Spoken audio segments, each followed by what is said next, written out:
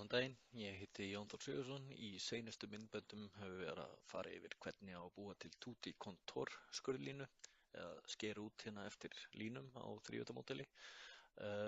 Ég vil núna vista skjalið fyrir Shopbot-fræsarann og til þess þá þarf ég að nota post-process aðferðina.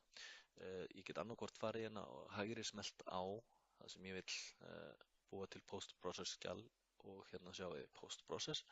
Eins og þið sjáum með litla ikoninu hliðina á þessu þá getum við líka farið í þetta hérna uppi G1, G2 takkan, en ég ætla að fara hérna og velja post-process og það er einungis einn hlutur sem ég þarf að passa að sé valinn hérna inni og það er Shopbot Open SPP.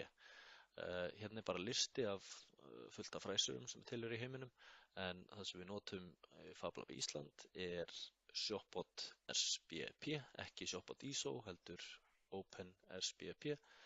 Passa það sé valið og svo ger ég bara post.